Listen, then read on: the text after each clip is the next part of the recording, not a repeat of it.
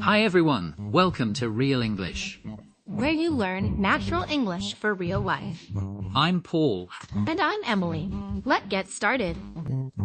So Emily, with the World Cup recently taking over everyone's screens, I have a confession to make. A few years ago, during the tournament, I was invited to a watch party with a bunch of die-hard football fans. I wanted to fit in so badly. Every time something major happened, the only things I could squeeze out of my mouth were, "Oh, he kicked the ball well," or "Wow, they ran fast." Oh no, Paul. That sounds incredibly painful.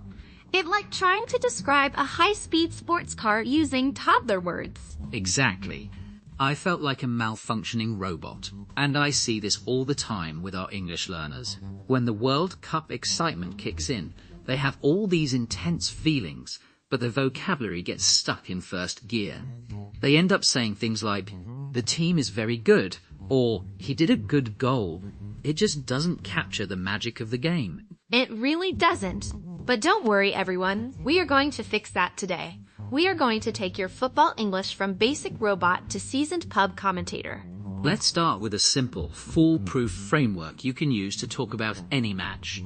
All you need is 3 steps. Comment on the energy, mention who is dominating, and predict the outcome. For example, you can say, "The atmosphere is intense. One team is bossing the game, and I think they will pull off a win." I love that. Bossing the game is such a great way to say one team is completely in control. Now, let's upgrade those tired, basic words we all use. Instead of saying a player helped his teammate, say they collaborated to break down the defense. Instead of saying a midfielder does the passes, say he orchestrates the play. And instead of saying a striker ran past the defender, say he outmaneuvered them. It sounds so much more professional. Ooh, orchestrates. That makes the midfielder sound like a genius conductor. And this is especially true for modern football conversations. Nowadays, we don't just watch the game on TV, we live stream it, check real-time stats on our phones, and argue on social media. People love to talk about VAR drama or how a team's tactical press is working. It's a whole modern ecosystem. It really is. Now, let's pack your vocabulary toolkit with our 5 pocket words for today. These are high-frequency terms that will make you sound like a native speaker instantly. Our first word is clinical. In football, if a player is clinical, it means they are incredibly precise and deadly in front of the goal. They don't waste chances. For example, Mbappe was absolutely clinical with that finish. Our second word is underdog.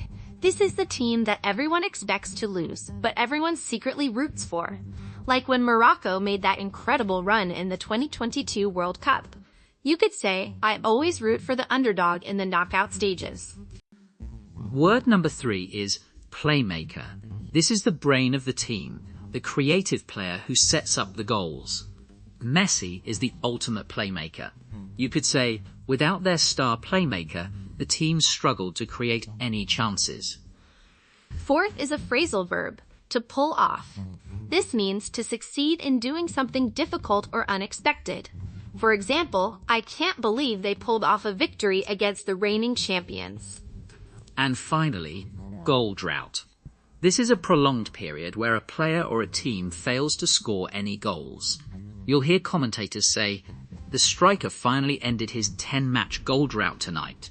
Those are fantastic, Paul.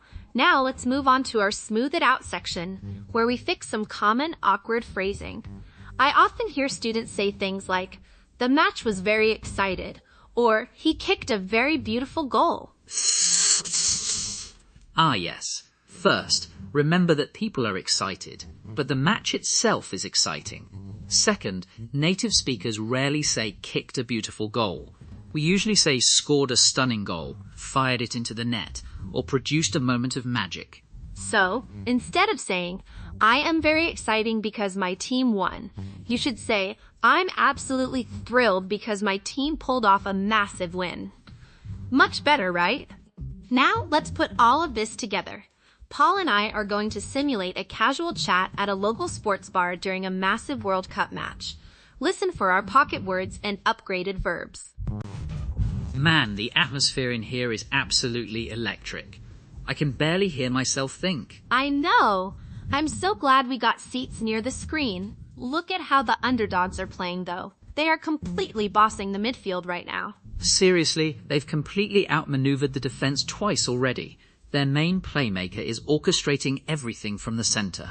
But they need to be more clinical in the box. They've missed 2 clear chances. If they want to pull off a historic win, they can't afford to waste those opportunities. True, but their star striker is currently going through a bit of a goal drought. If he can just find the back of the net once, the floodgates will open. Oh, look! He threw on goal. He shoots and he scores. What a stunning finish. Unbelievable. They actually pulled it off. The stadium is going absolutely wild. And that is how you talk about the beautiful game like a pro.